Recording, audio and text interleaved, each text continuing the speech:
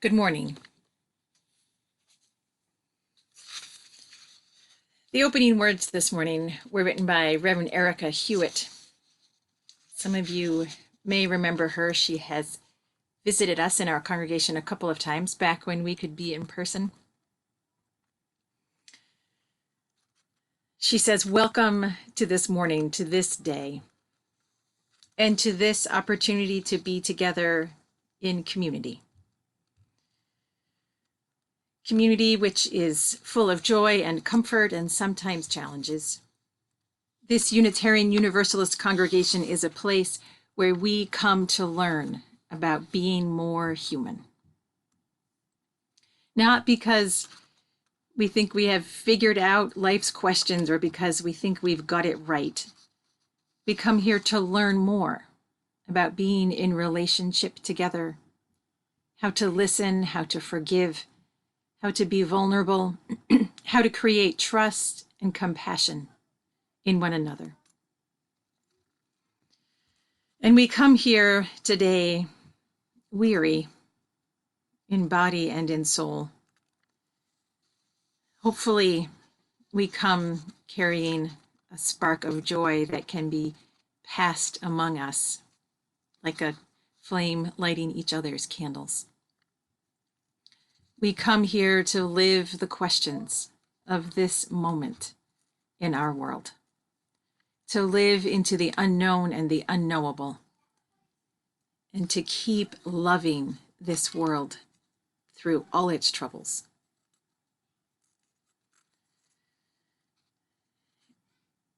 Erica's words again, let us move into worship, willing to be authentic with each other, honest with ourselves, opening to connection in all its forms.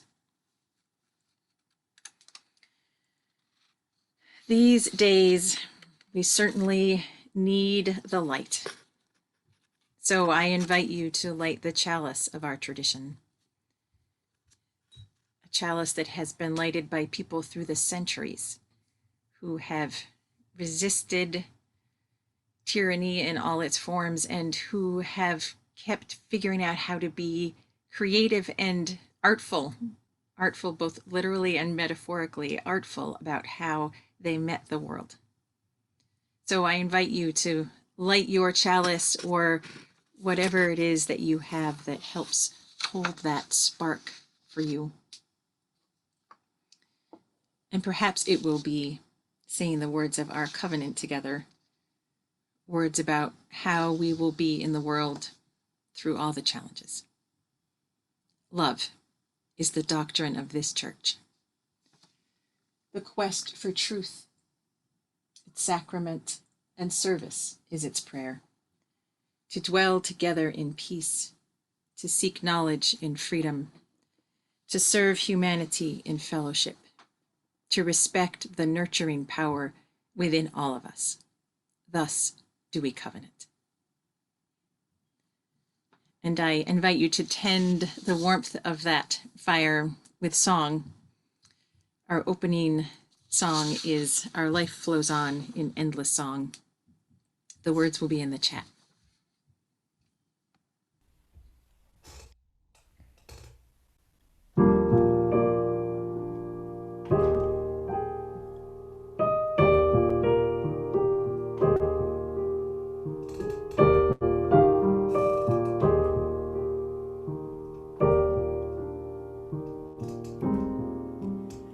My life flows on in endless song, above earth's lamentation. I hear the wheel, though far off him, that hails a new creation. Though all the tumult and the strife, I hear the music ringing. It sounds an echo in my soul. How can I keep from singing?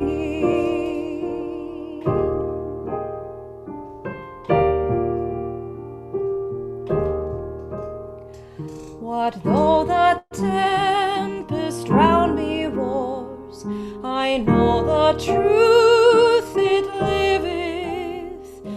But though the darkness round me close, songs in the night it giveth. No storm can shake my inmost calm, while to that rock I'm clinging.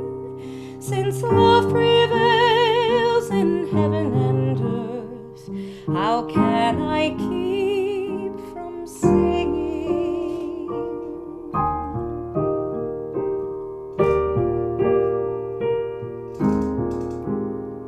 When tyrants tremble as they hear the bells of freedom ringing, when friends rejoice both far and near, how can I keep from singing? To prison cell and dungeon vile, our thoughts to them are winging.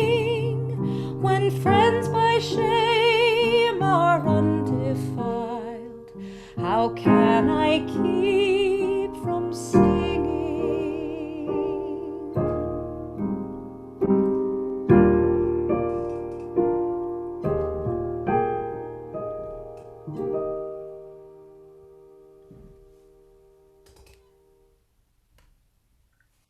It's that time in our service when we open our Wonder Boxes. I'm Ashley Lamb, a member of the RE committee, standing in for our DRE, Emily Samuel, who is on a planned week off. There are a lot of hard things happening in the world right now. It can make us feel powerless, but actually, we all have superpowers. Love, laughter, kindness, those are superpowers that we all share. And each of us has unique superpowers as well. So with that in mind, let's open our Wonder Boxes. During the pandemic, young people between the ages of 0 to 12 may sign up to have Wonder Boxes delivered to their houses. If your child is not currently on the Wonder Box list and would like to be, you can sign up by clicking the link that will appear in the chat. Okay, let's see what's inside this box that Spencer has opened. I have a mask. Ooh, can I have that, please? And a cape. Ooh, that has some handy Velcro. And lots and lots and lots of stickers. During the service, I want you to think about things you are good at and things you love to do. Those are your superpowers. Then decorate your own superhero costume in a way that reflects those superpowers. Also, think of a superhero name for yourself and think of ways your superhero works to save the world. I will check back in with you later to see what you have created, and you will have the opportunity to let us know your superhero name in the chat.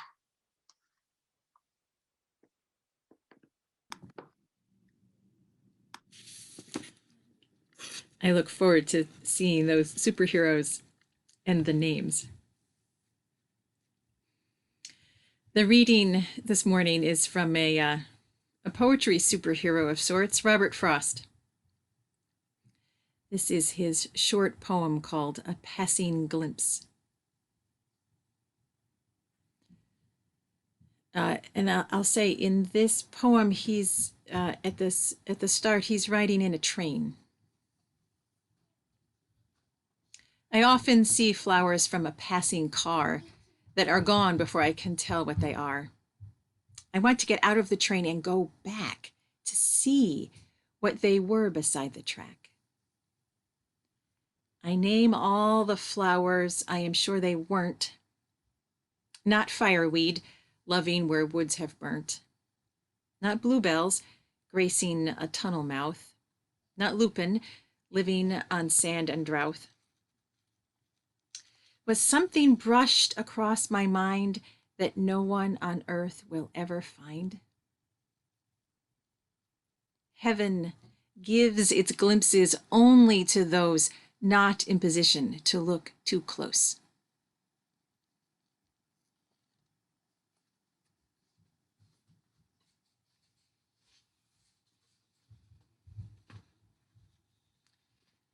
Perhaps this week you have had one of those glimpses, a glimpse of something beautiful, something joyful that you just got a glimpse of.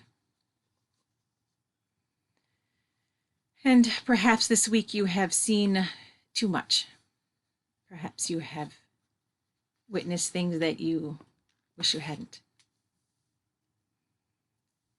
We make a time together on Sundays to sit with whatever has gone past us during the week, to notice in ourselves and to notice in our community the joy, the little gifts of heaven that are offered to us, and the sorrow, the challenges we face together. Make space for all of it. So during this time, you can write in the chat whatever you would like to say, to be held by the embrace and witness of those who are here with you this morning. And as always, you can just drop in an asterisk to honor anything that you want honored without putting it into words.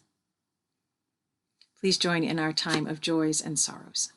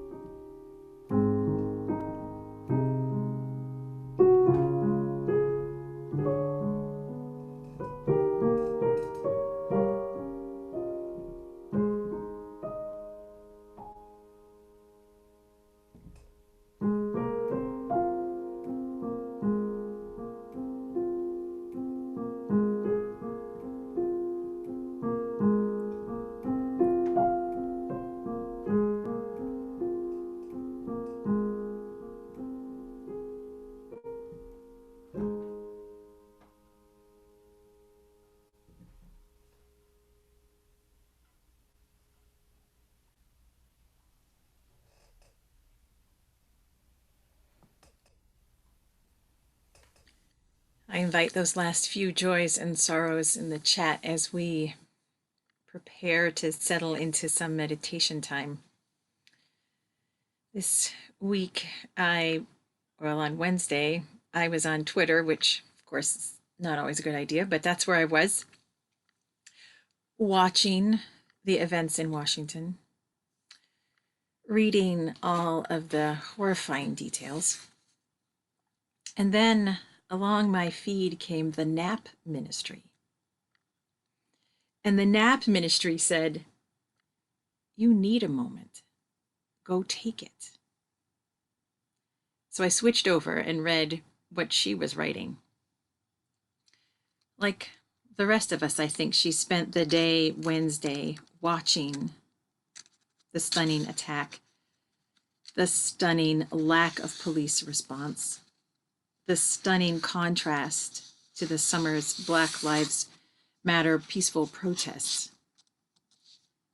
And as the day wound down, she wrote, "Hold on." And she wrote, "I believe so deeply in the brilliance of human beings.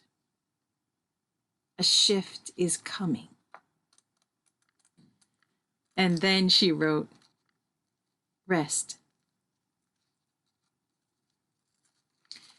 And in several ways, she talked about how essential it is for us to rest, especially when we are trying to make sense of really difficult things. That we pay attention and that we then rest. Allow ourselves to be in our present and in our own lives. So let's take a moment to rest. She's clear that rest does not always mean sleep, that it means being still, breathing,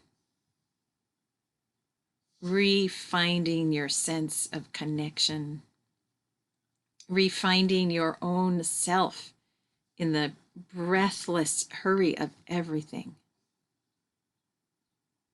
So let's rest together.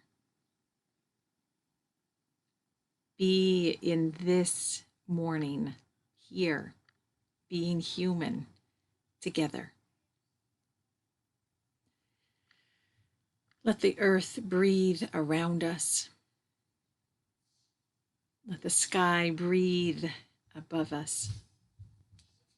Let us rest in this moment.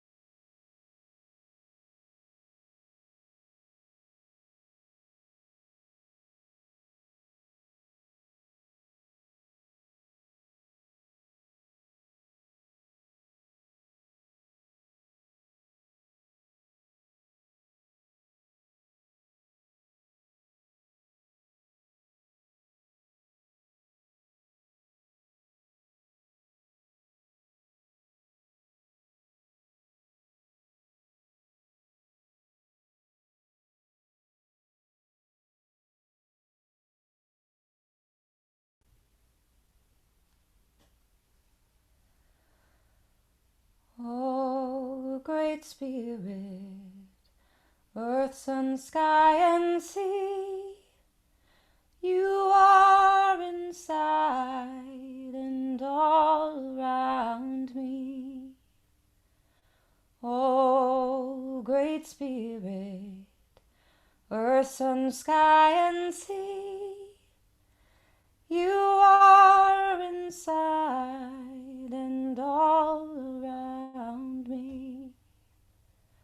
Oh, Great Spirit, earth, sun, sky, and sea, you are inside and all around me.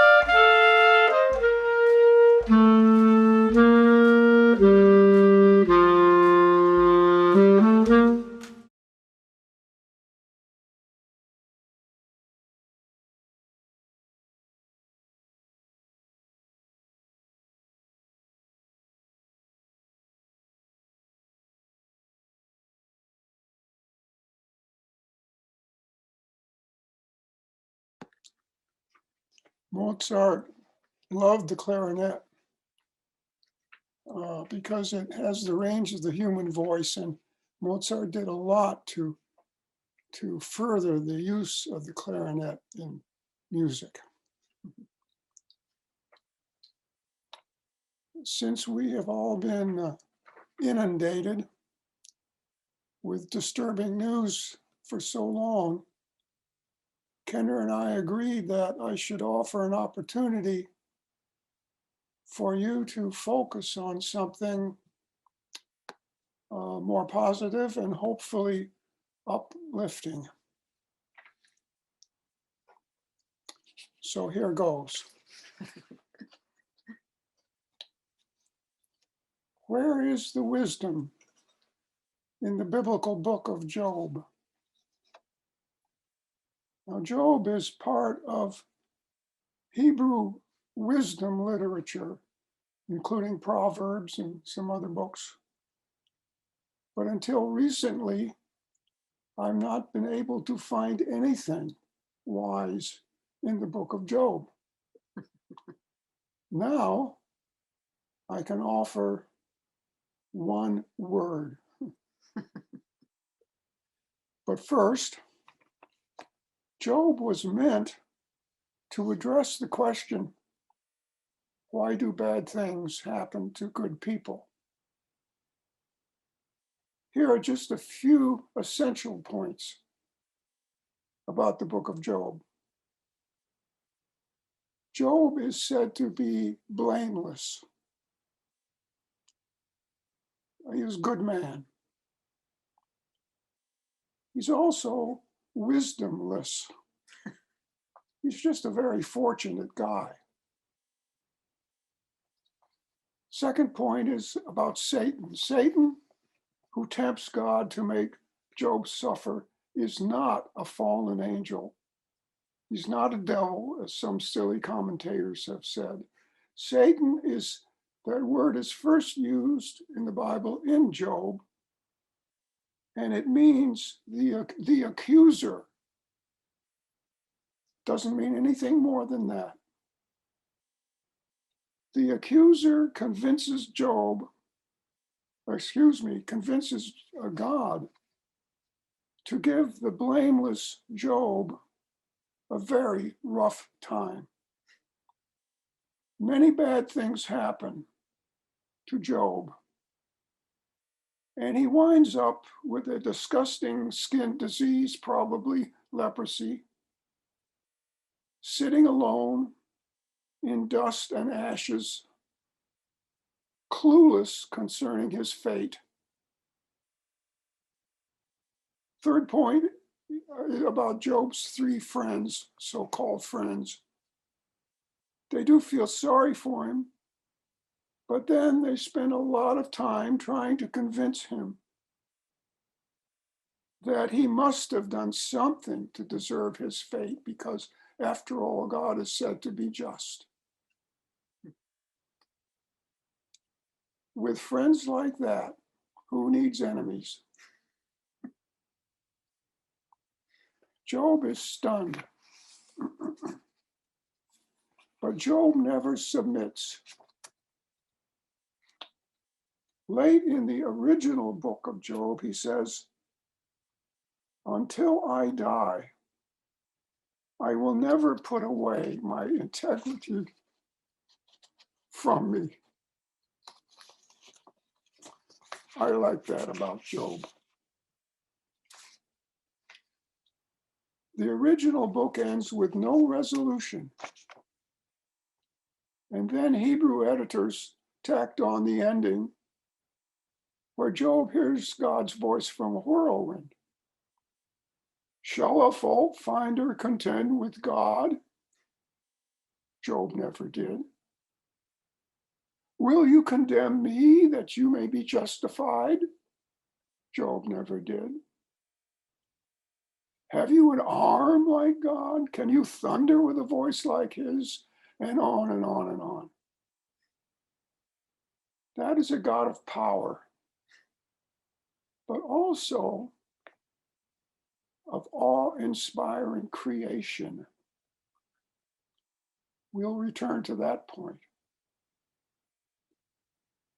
There is nothing ethical or sympathetic or loving or caring about Job's God. There's only power. Job responds to God's natural display. He speaks of things I did not know, things too wonderful for me. There, I think, is the one wise word in Job. Wonderful. The Hebrew word means difficult, hidden, secret, marvelous, awe-inspiring. And that's the meaning I take most: awe-inspiring, wonderful. Then the editors have Job repenting for no good reason. Nothing wonderful in that. He's got nothing that he needs to repent for. He is a good man. He is said to be blameless.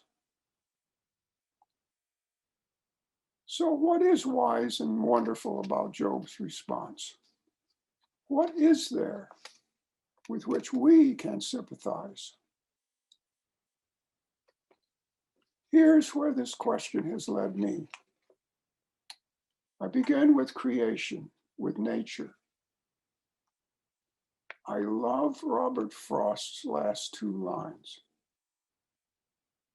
Was something brushed across my mind that no one on earth will ever find?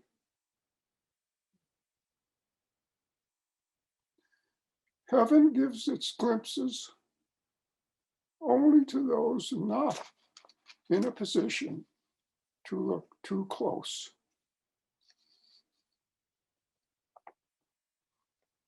I think of so many times when I've had that feeling of almost seeing something that seems to promise something wonderful. Even almost seeing it seems wonderful. Have you had that experience?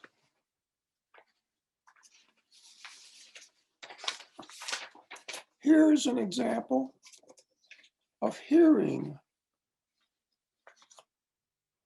from the naturalist John Muir, where he wrote, "It is truly wonderful how love telling the small voices of these birds," he's talking about house finches, "how love telling the small voices of these birds are, and how far they reach through the woods into one another's hearts and ours."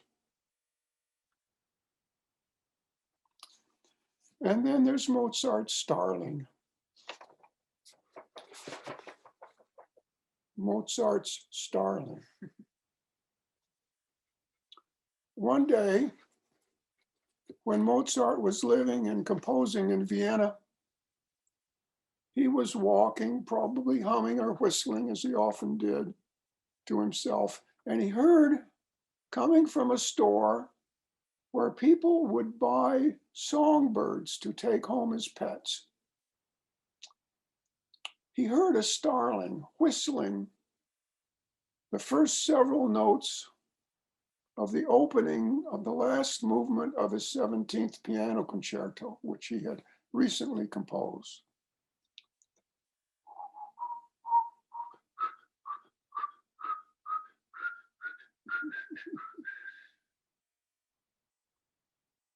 Except he noticed that the bird had changed one of the notes from a natural to a sharp.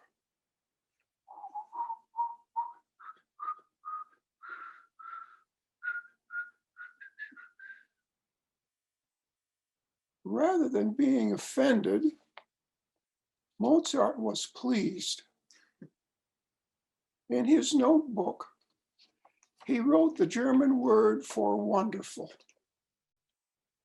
He thought it was wonderful what that bird had done, even though the note the bird changed was the tonic, the key of the piece. It was a D natural, which the piece is written in, and the bird changed that to a sharp. You just don't do that. It was never done in those days anyway.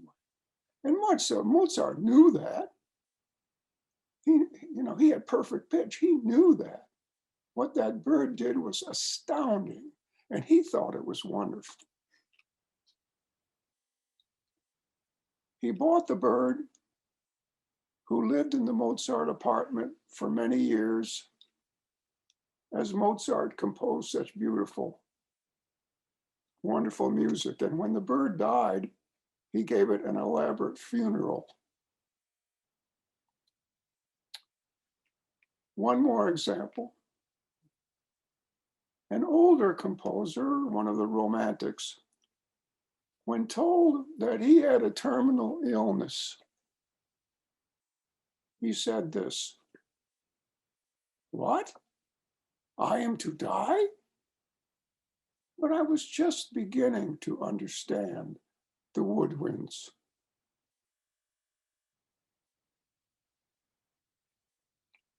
I have reached the age where I often have that feeling. I'm just beginning to understand so many things. I'm just beginning to understand.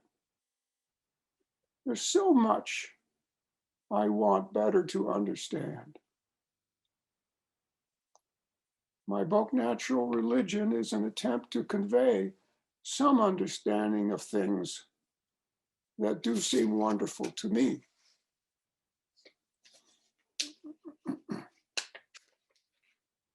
I do understand, I think, that the book of Job is not so much about God, it's not so much about Job even, as it is about us. It's about what life may be like for us, especially when we have experiences that are beyond our understanding, too wonderful for us. I imagine that there are many things that have come to your minds as you have heard me this morning. Maybe wonderful things. I want to know what you have to say. I want to know what fills you with wonder.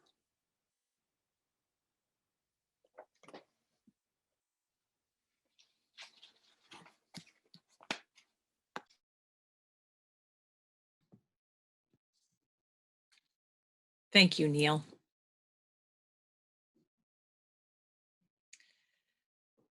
We take up an offering each week, and it is a collecting of what is wonderful, of what makes us pause and be in awe of life.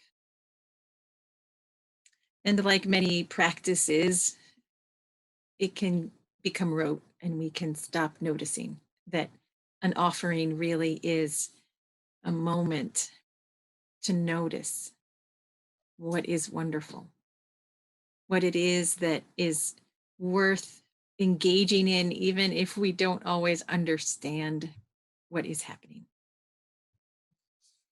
So I invite you to make an offering today to this community, to the work that this community does, and for the space that this community holds, for the place that we make for each other, and even for people who aren't necessarily physically with us in any moment, but who know that this place is here, holding on to the questions about being human, this constant search for understanding, and leaning into what is wonderful in life.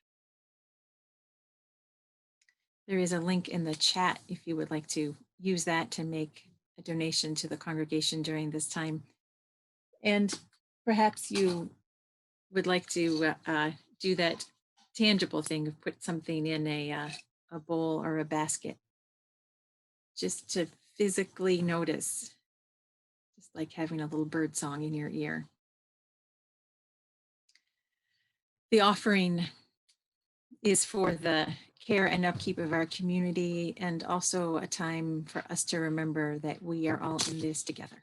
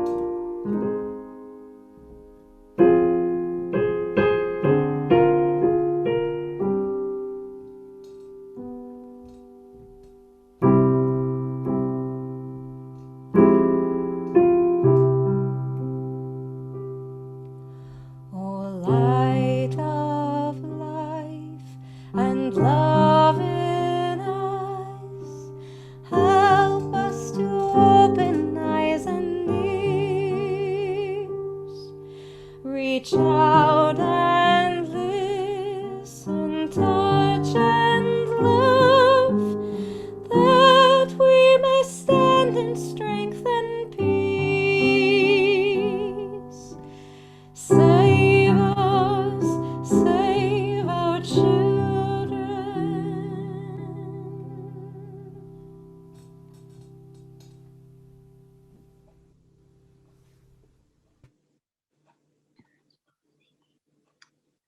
I'm ready to see those superhero costumes.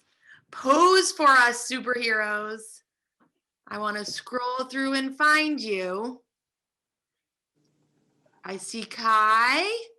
Oh, putting on his mask. Wonderful.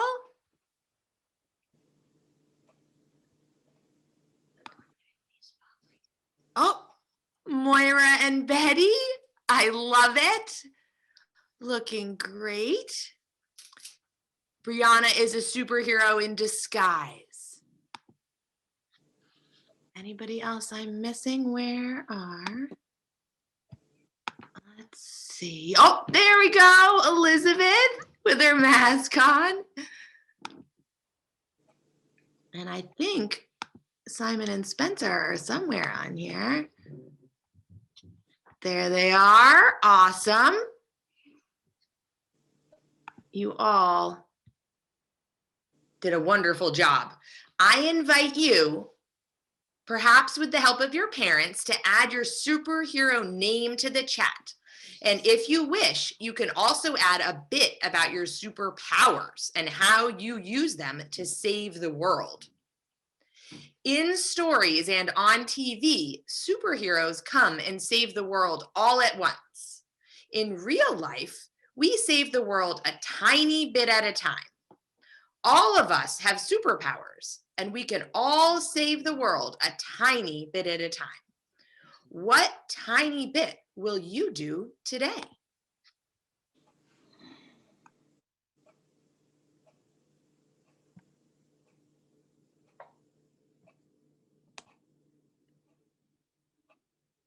It is wonderful to see all of your masks and capes and superpowers. I hope that you can do things for the world in big ways and in all of those small ways. One of the ways that we keep our strength up as superheroes is to sing, to take in the music and to give it back to the world. So I invite you to sing and join in our closing hymn. The words are in the chat. Neal wanted this to be entitled God's Vision Growing. The hymnal gives it another title, but this is our chance to be that growing vision for the world.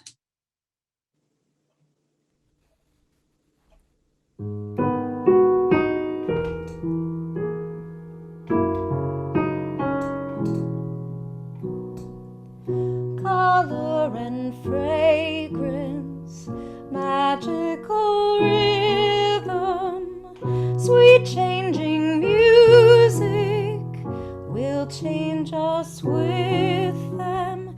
Life within life, inner light, gently growing. Surely you seem to be God's vision growing.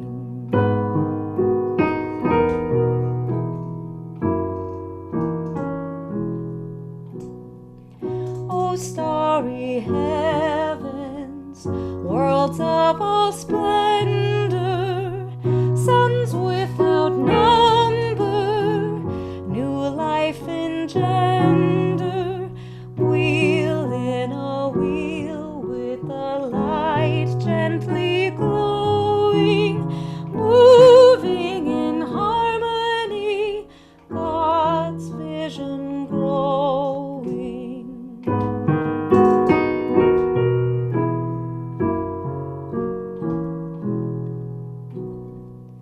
Handful of pebbles, high mountain passes, depths of the ocean, dew on the grasses, great things and small, with the light gently glowing, word of the wordless song, God's vision growing.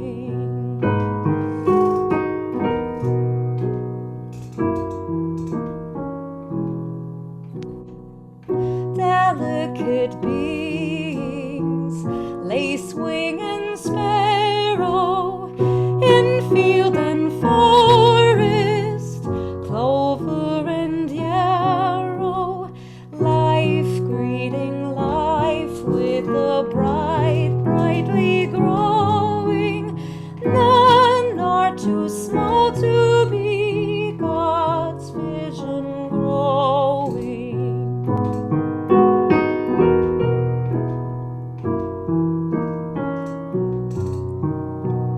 In human eyes burn the soul of living, illumines altars of loving giving.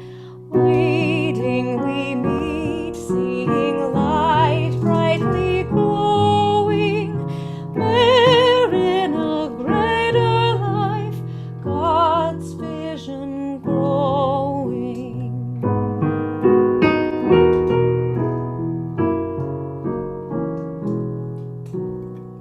Shaper of all things, to us you've given our chance to keep here on earth a heaven, moving in harmony, light gently growing. May we be gratefully God's vision growing.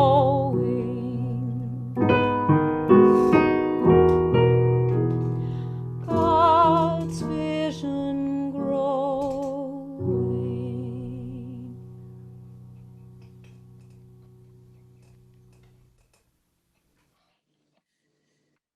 These days, more than ever, the world needs our growing vision, needs us to hear the notes that are moving in the world and change some of them so that that song can increase and pass all around. I hope you can stay for coffee hour. And in this coffee hour, we'll have a chance to have a conversation with Neal if you would like to.